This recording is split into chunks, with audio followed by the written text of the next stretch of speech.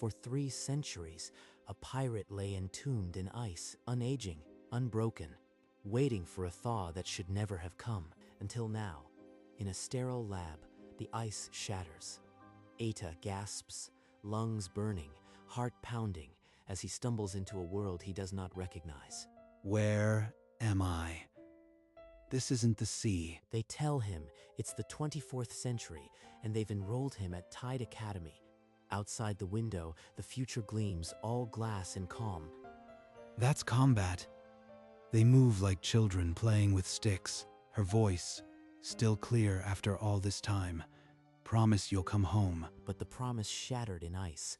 He reached for her as the cold swallowed everything. Everyone I knew. Dead for centuries. Aiko. He clutches the pendant, the only piece of his past not frozen away. Why am I here, in a world that has forgotten what storms feel like? The next morning, they march him onto the training yard, a wide field of obstacle courses and climbing walls. Cadets in sleek uniforms stare. He scales the 50-foot wall with one hand, barely breathing. The cadets gape. Eita drops to the ground without a sound. You think this is a game? Let's see how you handle a real opponent. It feels like one. Do you train children here or future warriors? In one motion, Eita steps inside Jin's lunge, disarms him, and sends the practice blade flying across the yard. What the? That's strength. If only I could learn from him. Interesting.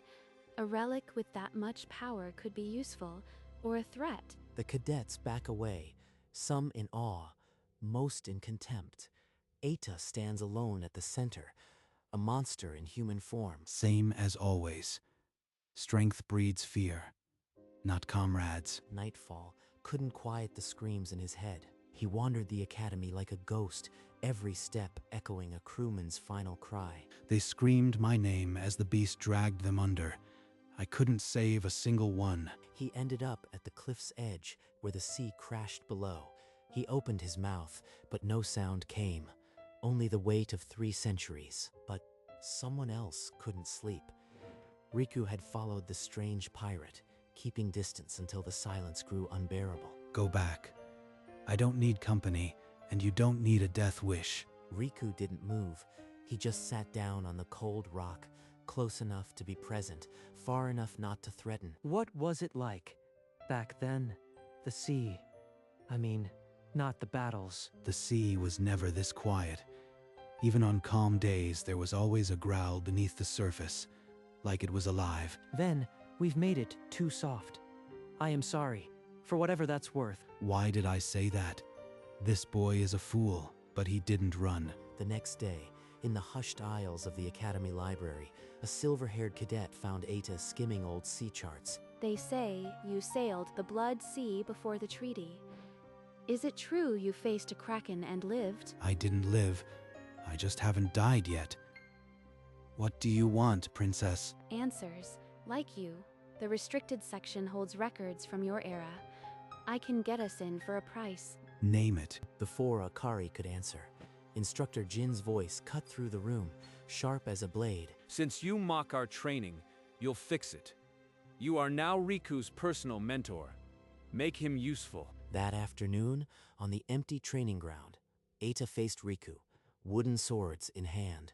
No audience, no mercy. Widen your feet. Again. If you can't block this, you are dead. He's hopeless, but he gets up every time. Stubborn fool reminds me of someone. That night, the dream returned in full force. The storm, the splintering ship, Aiko's hand slipping from his grasp as the ice crept in. I broke my promise. I made her wait for a home that never came. He woke with the pendant digging into his palm.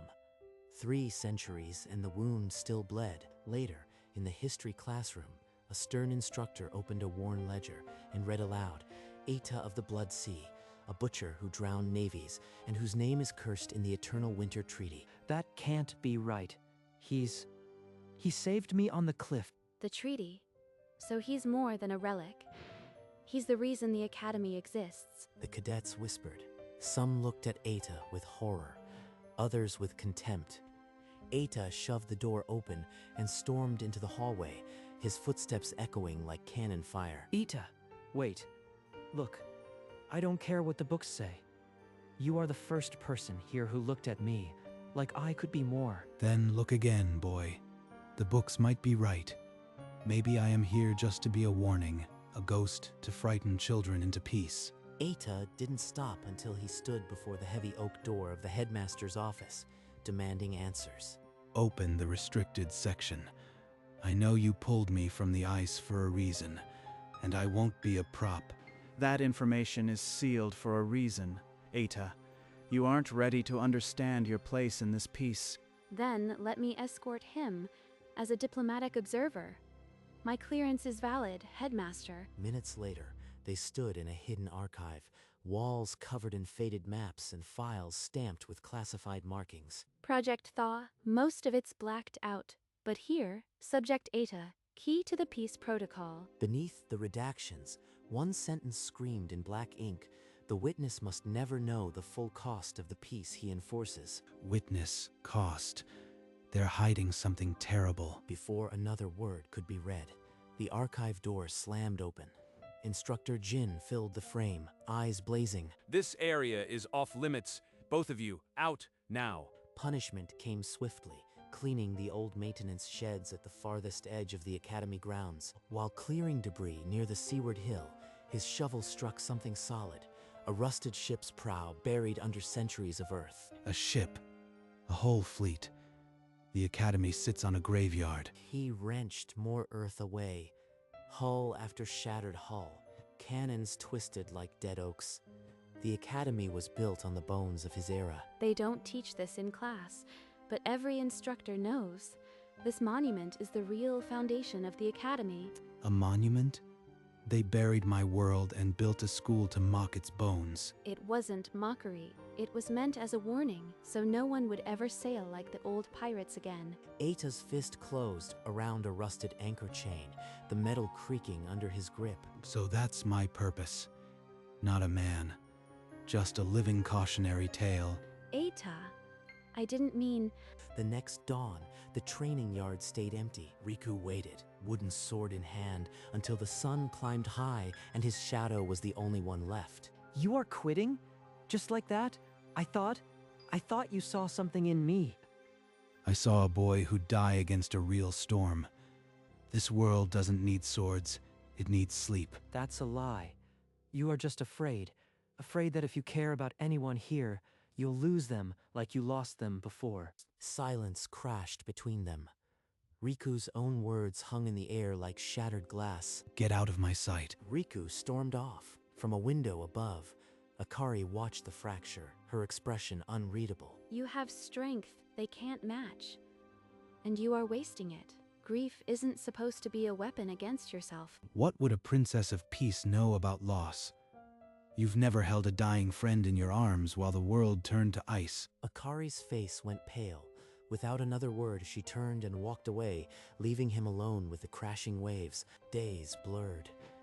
Ita drifted across the training yard, a ghost among cadets who now avoided him entirely. Then mocking laughter sliced the silence. A familiar gang cornered a cluster of first years, yanking their gear bags. Ata disarmed the ringleader without a word, a quick wrist twist, and the practice blade clattered to the dirt. Pick on someone your own size, or try me. Your choice. The bullies scrambled away. The young cadets stared, trembling but safe, their gear clutched tight to their chests. The young cadets thanked him in trembling voices. He was the first person who'd ever stood up for them. Across the yard, hidden behind a pillar, Riku's clenched fists loosened. He had never seen Ata as a protector, only a destroyer. That night, a knock sounded at Ata's dorm. He opened the door to Riku, balancing a tray of seasoned rice and tea. I know you are afraid to care, but you are not the monster those books say. I saw you today. You can be more. Ata stared at him for a long moment, then stepped aside, letting him in. The door clicked softly shut. In her quarters, Akari sat before a secure terminal, the sting of Ata's words still fresh. But she had her own questions now. A restricted file flickered open. An old audio log with a single label, Sato, Project Thaw, Witness Protocol. The headmaster's recorded voice crackled. We thawed him not as a weapon, but as a witness, so the peace we built would never feel abstract. A witness to peace. Not a warning. I told him he was a cautionary tale. I was wrong. Minutes later, she found Riku leaving Eita's dorm. Her face made him stop cold. Riku, I was wrong. The file said they thawed him to be a living memory of what peace cost. He's not a symbol of fear, he's proof. Then, we have to tell him. Now. He's been carrying this alone, thinking he's just a ghost. But before they could take a step, the Academy's sirens ripped through the silence, red lights flooding every corridor. A holographic alert flickered on the wall panel. Unknown vessel breaching the harbor perimeter. Hostile intent confirmed. That's not a drill. Someone's attacking the harbor. Eita was already running. The sirens hadn't finished their first wail before he burst from his dorm, boots slamming the polished floor toward the harbor. The harbor was chaos.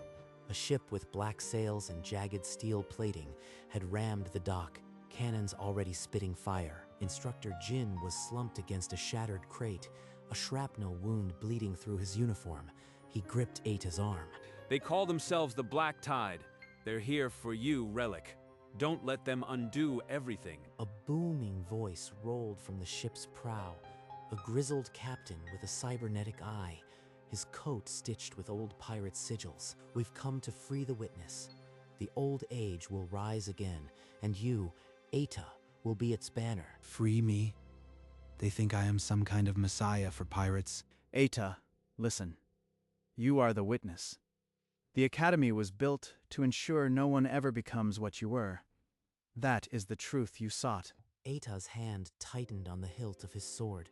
The past and present collided in that single shattering moment. He didn't answer the headmaster. He didn't answer the pirates. He just stepped forward, blade drawn into the fire. The black tide rushed to meet him. Eita cut through the first wave with brutal efficiency, but his strikes were mechanical, empty. The captain saw it. From the quarterdeck, he bellowed with a laugh that cut through the cannon fire. You were their scarecrow, Eita, a frozen monster they kept on display to frighten children. Is that all you are? Eita's blade dipped. The words found the wound that had been festering since the thaw. A rope snapped. Two figures dropped onto the deck behind him. Riku with a cadet's blade, Akari with a stun baton. You are more than their plan, Eita. You are the man who stood against bullies when the Academy turned its back. Prove them wrong. Show these pretenders what a real pirate's wrath looks like. Something snapped back into place. Eita's eyes cleared, and the next pirate who charged lost his weapon and his nerve. You want the old age? Then face it. With Riku and Akari guarding his flanks, Eita became a storm. The black tide's advance shattered against the trio's defiance. The captain leaped from the quarterdeck, a cutlass in his cybernetic hand. The crew parted for the duel. You call this the old age? You are a scavenger wearing bones you don't understand. They clashed. Steel rang across the waves. The captain was strong, augmented, but Eita had 3 centuries of grief fueling his arm. You do not honor the old ways. You are only a ghost clutching at glory, and I've been too many ghosts already. With a final parry, Eita sent the captain crashing over the railing. The black tide's flag splintered against the waves. The remaining pirates dropped their weapons. The Academy cadets, who had hidden and watched, emerged with cheers, but Eita's legs buckled. The adrenaline drained, leaving only exhaustion from days of grief and one impossible fight. In the headmaster's office, Sato watched the harbor feed. The old man removed his glasses, a single tear tracing his cheek. Stay with us, Eita. We've got you. You proved it, Eita. You are no one's prop. Now rest. The infirmary was quiet, save for the hum of medical monitors. Eita opened his eyes to a ceiling he didn't recognize. In the chair beside him, Riku was asleep, jaw slack, bandages on his hands. He'd been there for days. Eita, you are awake. They're calling you a hero. The whole Academy. I told them you'd hate that. Hero. I am no hero. I am a man who broke something in himself out there, and I am not sure it can be fixed. Then stay. Let us help you fix it. The Academy wants you here. The Academy wants you here. They finally see you. What I want to make sure no one else becomes what I am. A weapon forged from loss. Then teach them. Teach us how to be strong without losing our souls. That's something only you can do. Teach, not terrorize.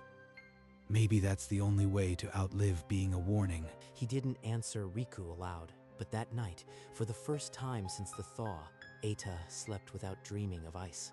I'll talk to the headmaster, just to see if it's even possible. The next morning, Eita stood before the headmaster's door again, not demanding, but resolved. I am not leaving until you tell me everything. No more half-truths about witnesses and peace. Very well. After your era, the Eternal Winter Treaty was signed. Your generation's violence nearly ended the world. Tide Academy was built to breed a generation too gentle to repeat that violence. Peace was engineered through softness, but peace untested is fragile. We needed a witness, your eyes, to remind us why we built these walls. So I was a scarecrow. An exhibit to make children sleep soundly. What if I teach them to be gentle, but strong? Not soft, tempered, like a blade that knows when not to cut. That is not what we anticipated from you. But after yesterday, perhaps it's exactly what this academy needs. Sato slid a document across the desk, a probationary teaching license. Prove that your way works. Eita, one class. I'll be watching. Eita buttoned the instructor's coat and stepped into the classroom. 20 cadets turned to face him, most with cold stares. A broad-shouldered cadet slammed his desk and rose. It was Taichi, the bully Eita had humiliated weeks ago. You are a murderer. The history books say you drowned whole fleets. How can you dare stand there? I led men into storms because I believed the world owed me glory. My crew died for that lie. They were not monsters. They were fools, like me, fighting for a freedom that meant death to everyone else. I was turned into a cautionary tale. But I am not here to frighten you. I am here because I want no one else to become what I was. Silence swallowed the room.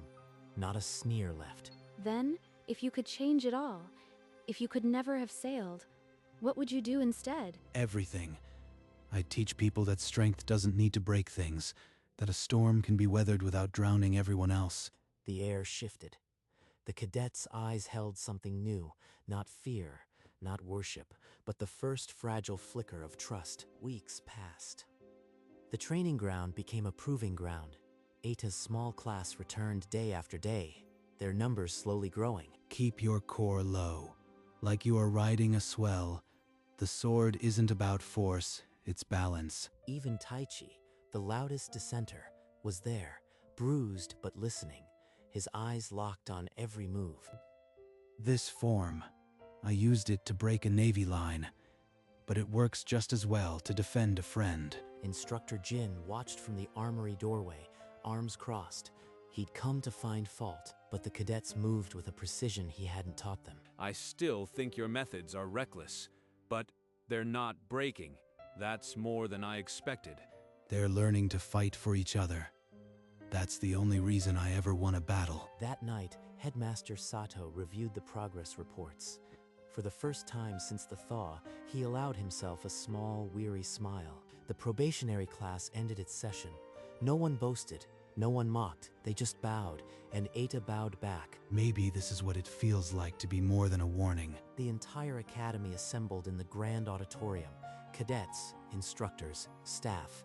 Word had spread, the relic was to be honored. For defending this academy and proving that strength tempered by wisdom is not a threat, I offer you, Eita, a permanent place among our instructors. Eita walked to the lectern, the weight of 3 centuries in his step. The hall was dead silent. I stand here not as a warning, but as a fellow student.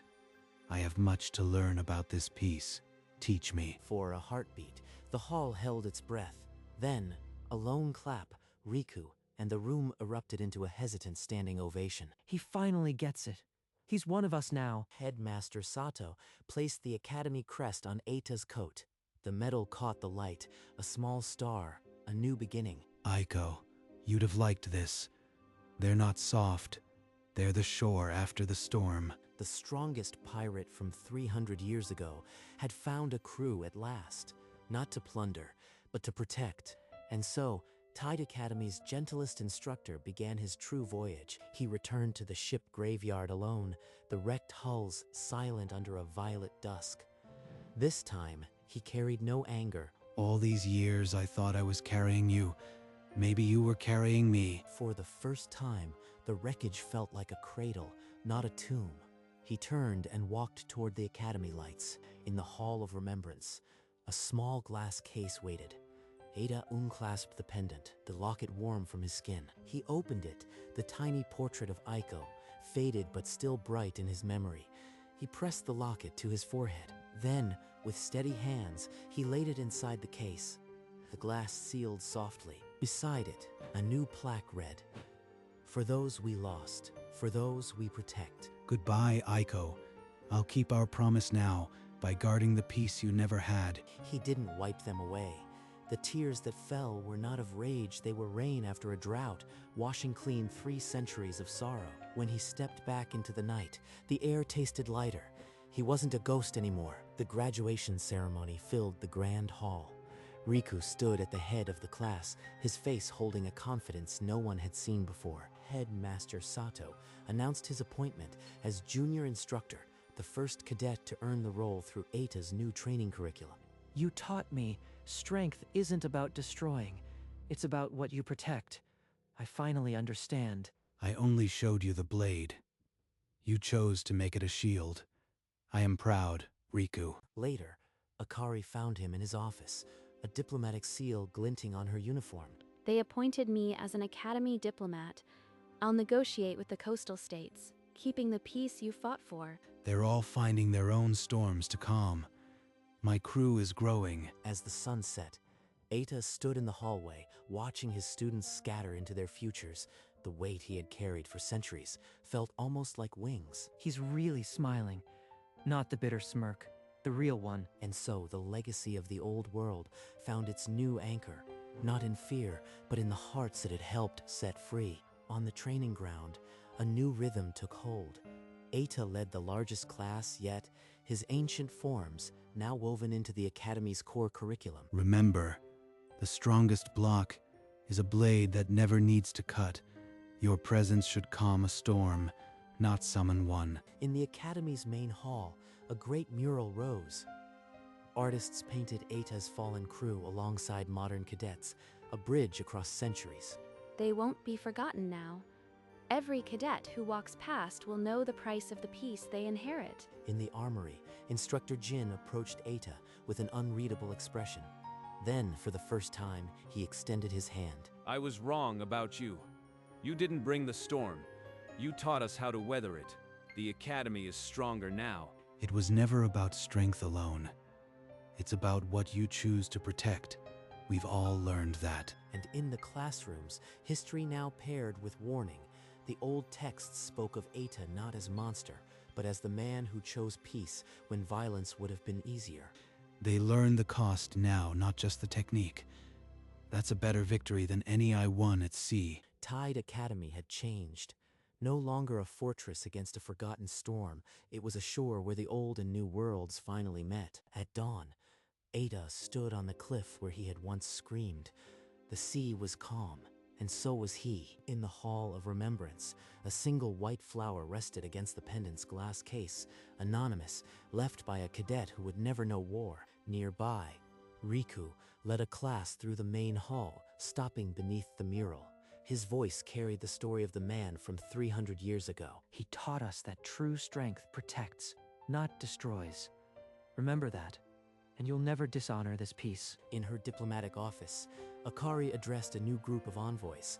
On the wall, the mural's image was projected as a silent witness. Back on the cliff, Eita watched the sun climb higher, his lips curved into a smile, unhurried, unburdened. Aiko, I think I found the shore you wished for. The academy gleamed behind him, alive with the footsteps of students who would never know the old storms, but who would guard this peace because of one who did. And as the sun fully rose, a man who had been a monster, a warning, and a ghost finally became what he was always meant to be, a guardian. His amber eyes held the light, not of war, but of a peaceful shore.